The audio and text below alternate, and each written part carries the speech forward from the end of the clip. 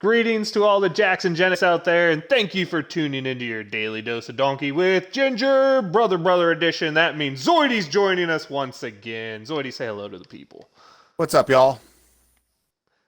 Alright, Zoidy just went straight redneck, apparently. I don't know when that happened. But anyway, we're here to bring you some sports talk this week, as Zoidy seems to be our new summer intern, so you might be hearing from him a little bit more. And, off season's always slow, but there's actually Steeler news this week, and actually pretty big Steeler news this week with the release of starting right guard David DeCastro. Seems to be based off an ankle injury that's reoccurring. For some reason, we tried to pull the non-football injury, even though it was an injury he had last year with us, so that's kind of a weird thing. So, your takes on losing DeCastro before we get into the second big part of the news that goes with it. Yeah. It's just another downgrade to this offensive line that's already struggling, Donkey. I don't know what else to say about it. So that, I assume, means you are not a fan of former five-time Pro Bowl and team captain Trey Turner. No. The hard part for me is I don't know if it's really a downgrade because DeCastro didn't play good last year. If it was the ankle that caused it and it's hurt again, you have to assume the play would be the same. And to be fair, he did play better than what Trey Turner played last year. But both of them are former All-Pros. Both of them are really not on the wrong side of a career yet. And, I mean, but signing the guy to be the instant replacement that was 78 out of 80 ranked guards by PFF is a little scary. But, I mean, he was a five-time Pro Bowler for a reason. He did get a big contract for a reason. And it saves the Steelers $5 million. Yeah. They're definitely having money problems, so that's at least a bonus. If you could think losing one of your better offensive linemen is a bonus. Yeah, he did rate out as one of the better linemen last year. He only gave up 2 sacks. The only one who rated above that was that because of him, or is that because of the way we threw the football? Because I don't think even Chuck Okorafor gave up more than 2 sacks, and he was terrible. Let's be honest. That's a fair point too, Donkey. But I guess if you're going to throw the football within a second or a second and a half, you don't really need a good offensive line. So maybe that's what they're thinking. Maybe. That's sarcasm, by the way. It definitely makes me nervous that we go to an offensive line coach who's supposed to be more of a zone blocking type of guy, supposed to bring back more like Mike Munchak style football, and we lose arguably the 2 most important parts of the zone blocking team, which is the ability to pull the guard in the center like we did with Pouncey and we did with DeCastro when we were good in the 14 through 16 type of seasons. When that line had guys like Marcus Gilbert, David DeCastro, Pouncey, Cody Wallace backing them up. That could have arguably been the best line in the league at the time, Donkey. That is not the case now. Definitely competing. Yeah, and we're going back to this, and everyone's here telling you how the team's going to be saved because we brought in Najee Harris to replace the running back who was the best on the team, the only one who averaged over 3.5 yards a carry last year, and that was James Conner. A lot of the problems seem to be put at Conner's feet, and we seem to be skipping out that the line wasn't very good last year. I've always been a guy who would argue for the fact that a good running game is actually built behind a good offensive line, not so much the running back. Although the running back does matter. There are guys that are difference makers and really affect the ability of them. Yeah, there's Barry Sanders who literally never had an offensive line and could do it, but for the most part, guys are really replaceable, and the offensive line makes a huge difference. I mean, just look what happened to Le'Veon Bell, Ezekiel Elliott. I mean, those guys didn't fall off a cliff, or Todd Gurley. Those guys didn't fall off a cliff like their numbers would say. The thing was, they lost a little bit, and their offensive line lost a little bit, and when they both downgrade, it looks bad. So even with the addition of Najee Harris, even if he is that difference maker that everyone thinks he can be, the Steelers had to know there was a problem with DeCastro because this ankle isn't a new thing. So you're telling me we went into the draft knowing we weren't likely to keep DeCastro, and we failed to even address that need? That's concerning to me. In fact, they downgraded at that position. Well, I guess I should ask, the Coward guy we signed from Chicago does have 16 starts. Do you see anything from him, the former defensive lineman turned offensive lineman? I mean, we've had success with those before in Villanueva. That's true. I would feel better about this if we still had a guy like Munchak, some guy that has a record of building good offensive lines underneath his belt here. I'm not sure. You don't believe that promoting from within will work when every time we promote from within it fails? It seems to be a downgrade. You really yes. don't think it's going to work? Yeah. Can you believe that, Donkey?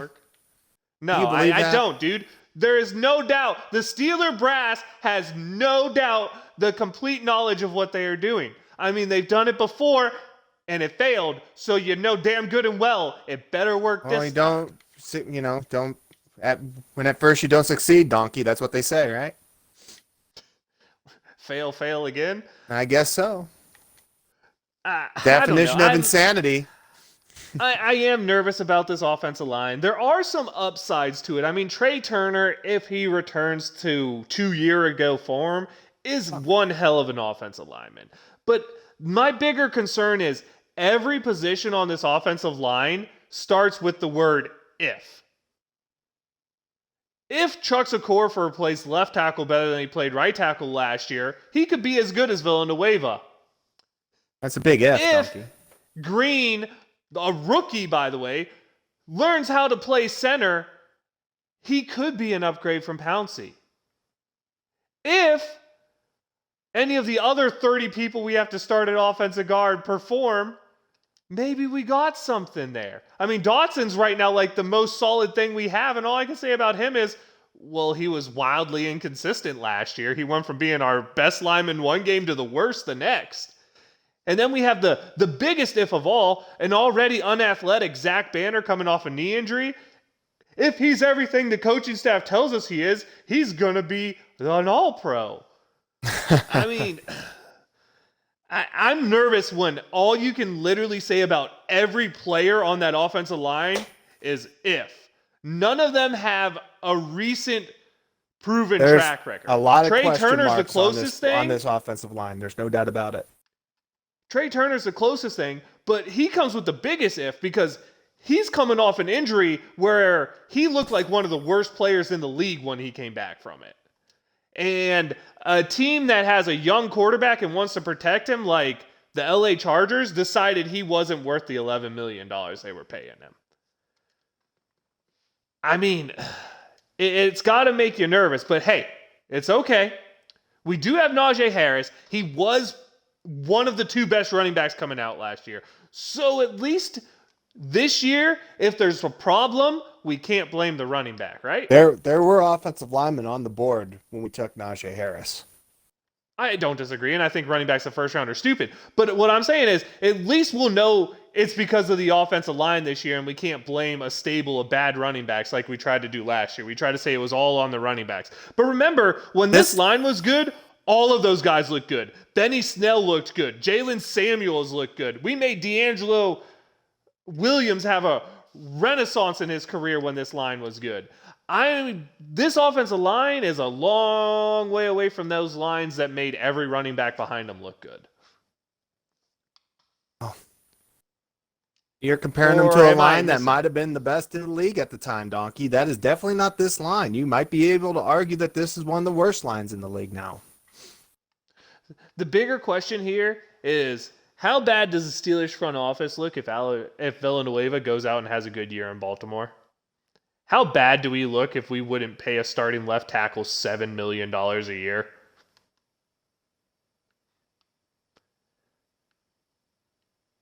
That, to me, is my biggest fear. Is what if he looks really good? What if Filer goes out there and just dominates in San Diego because we played him out of position in left guard when he's truly a right tackle? I have lost a lot of faith in this coaching staff's ability to put players in a position to succeed. For instance, Ben Roethlisberger is not a 60-pass-a-game quarterback if you want to have a winning football team. Well, you better have the ability to run the football if that's the case, though, Donkey. And I don't think with this offensive line they really do. So you're not buying into the whole upside hype potential that's going around right now? No belief in that? Upside what? All the hype upside. I mean, if you go to all the Steelers things, they're talking about how this... I am very bearish on this team. I am very pessimistic. This running game's going to be the renaissance of 1990 Steeler football. You don't see us opening holes like we did line to blow open holes for a running back. I do not believe, regardless of back, that you can have a successful running game without a good offensive line. So you definitely don't feel this is going to be the renaissance of days of Barry Foster, Bam Morris. No, those guys had good lines behind them. Insert running back here type of days, going all the way to when we got Bettis or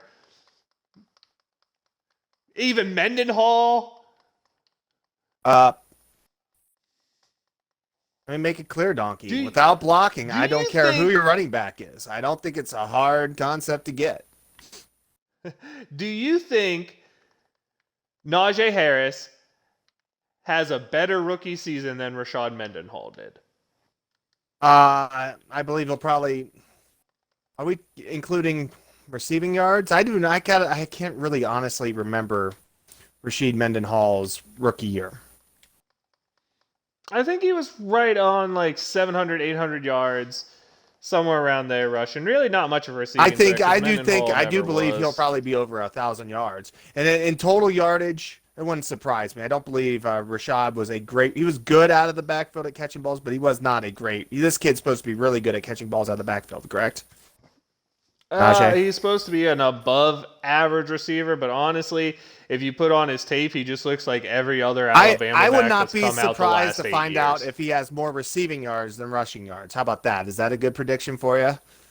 That is. Okay, so I was wrong. Mendenhall really didn't even play in his rookie year. It was his second year. He ran for 1,000 yards and had 261 receiving yards. He literally, his rookie year, had a combined 79 yards. So I certainly hope Najee Harris has a better rookie year than Rashad Mendenhall. Because Rashad Mendenhall had less than 100 total yards his rookie year. Yeah. So if he doesn't outdo that, I will definitely take the over, Donkey. We're in big trouble there. I guess I was thinking of his first year, or his first as a starter. Second year, his first year as a starter, yeah. Which was Willie Parker the starter when he was there?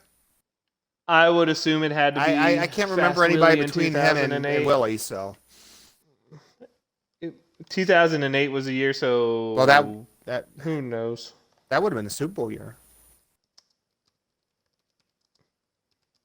Yeah, he didn't do anything. Oh, wait. No, I remember this now. He didn't get to play very much. He got knocked out by Ray Lewis on a collision. Broke his collarbone. I thought that was later in his career. No, that had to be that year. Yeah, I remember that was the Ray Lewis Welcome to the NFL rookie hit. That's funny. Yeah, the running backs going into that year were probably Willie Parker and Najee Davenport. Oh, Najee, did I have a fun time cheering for that guy during the games. Loved me some Najee Davenport. Oh, yeah, but, I mean, slow times, offensive line changes galore, new concept, new coach, new players that literally... Our major starter at every position is not going to be starting at that position from the sounds of it. Because the only guy who's still on the team is Chuck Okorafor, and he's supposedly switching to left side. So that means we're not returning a single lineman to start in the same position they did last year. And I guess you can view that as a good thing, because last year's line, let's be honest, sucked. But still... I don't like the move from DeCastro unless he's not going to be healthy at all this year. Because I'm going to be honest... He was the best one of the best zone blocking guards I've ever seen. And if we are moving to more of a zone blocking scheme, it just does not make sense to move on from him. And the thing is, we had the money to bring in Trey Turner even without cutting DeCastro. So I don't get it. I feel like this front office is always a step late, because if you knew this problem with DeCastro, you should have done it before the draft and addressed it in the first wave of free agency, which maybe I guess you can say they did. Maybe they are really high on this Coward guy brought in from Chicago. I don't know, but if you're a cast-off from Chicago and you're a cast-off from the Chargers, it doesn't make me feel really good about your abilities going forward, you know? I agree. And are we at a point where we feel Ben Roethlisberger's arm can live through another 60 pass a game season? I think we're going to have to find out if we like it or not with this kind of offensive line. It does just feel that way, and I have no way other to say than that's a nerve-wracking thought, because let's be honest, this defense feels downgraded, but maybe now with a little money, we can bring in one of the few remaining pass rushing options out there to give a little veteran presence behind everybody. Maybe bring in a veteran corner on the cheap. It's going to be hard to replace a guy who finally developed into a great player like, why am I pulling up a blank on his name?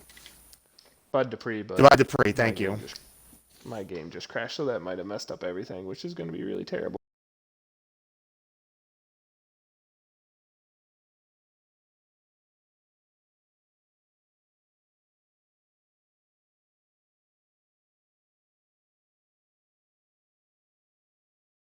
I'll tell you. I guess. I'm gonna see if it comes back on. If it comes back on, then we'll just continue from here. But if it breaks, I have to restart. I'm gonna be so mad.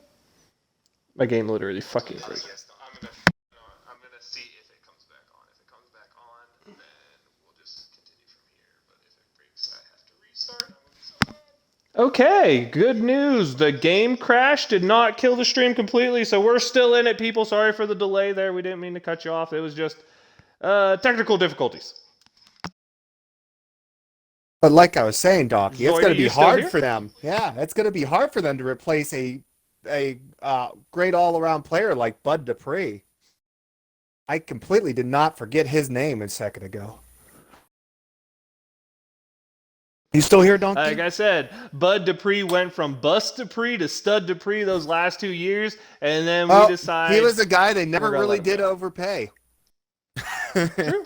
You can definitely say that. Never let him get past the rookie contract. When he was getting paid, he was never underpaid really either, because when he played very much, he was not very good player. He was always good at setting that. Always good against the run, but it took him a while to develop into a great pass rusher, and now he's a pretty damn good one. My favorite part about him is he never took a play off. Like, if you watch him, he's always hustling. He was solid. He always gave good effort. There's something to be said about that. Yeah, he always gave. Even when I rip on him for not being a good pass rusher, he always gave good effort. You know, and he would set that edge, and it was hard to run against a Bud Dupree. It always was. It is. He played with good leverage. He usually held his edge pretty damn well, and he's going to be a guy that's going to be sorely missed, I think. I think so, and I think the bigger part is when you look at Alex Highsmith, he's a little bit undersized, and if you watched when he got all the snaps, or the majority of the snaps after Dupree got hurt, it didn't take him long to start getting little nagging injuries, and that tends to happen with smaller guys at those big physical positions. So my bigger fear here is that Alex Highsmith is not a guy who can be an 80-90% of snaps type of guy, and we have no depth on the team. So if he can't be taking that many snaps, you're talking giving 40% of snaps to a guy like Cassius Marsh right now. That's something. Oh, yeah. And I'm not sold on Highsmith. I still think Highsmith's upside is Jason Worlds, which isn't bad. There's nothing wrong with being a 9-sack upside type of guy. But just the undersized, a little bit speedier guy who doesn't seem to have the move, that's what he looks like right now. He looks like Jason Worlds. And I know you love Jason Worlds, so that's why I thought I'd bring that name up for you. He's one of my favorite players.